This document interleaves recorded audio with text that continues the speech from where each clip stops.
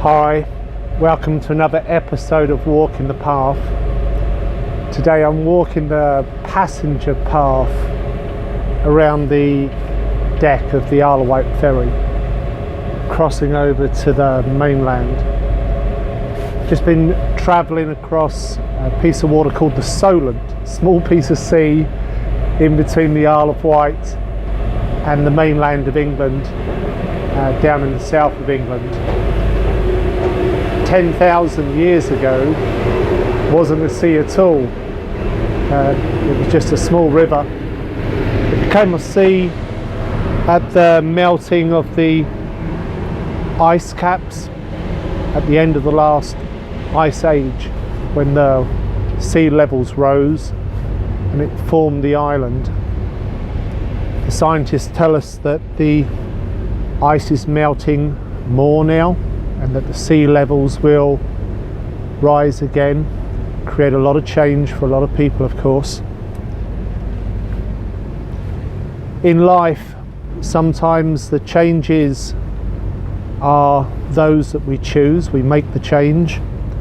Sometimes the changes come upon us and we need to choose our response towards them. You can see all the many boats going by, and I often talk about how change is like the wind that blows and we can't always control it, but we can choose our response towards it, and how important it is we have a goal. It's become fashionable these days for many speakers to be saying don't set goals and just be in the flow. But of course the flow is like the currents in the ocean. It goes in all directions, and sometimes the flow will take you where you do not want to go. I'm always very inspired by thinking about the early sailors that set off on rafts and just used the currents and the tide to take them. But of course they were not aimless. Although they were going with the flow, they still had an intention.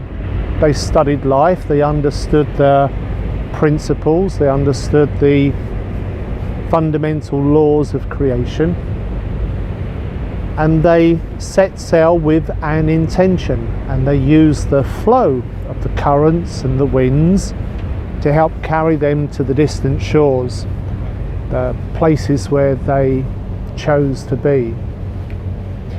And it's that way for us in life, that while we will choose to go with the flow, it is not aimless. It is purposeful. Setting goals gives us that sense of direction.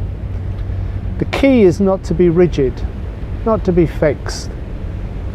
Here today I'm on a powered boat making its journey. The early mariners were on rafts and were dependent on the currents and the tides. But it's having that sense of aim and direction that helped them constantly adjust to steer and to navigate and to use the natural currents, if you like, to help them on their journey. And in the same way in life, we can use the natural currents of creation, we can use the forces of creation to serve us, as long as we are clear about where we want to go.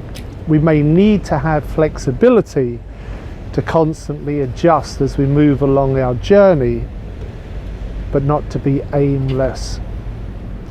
And so be clear about where you wish to go.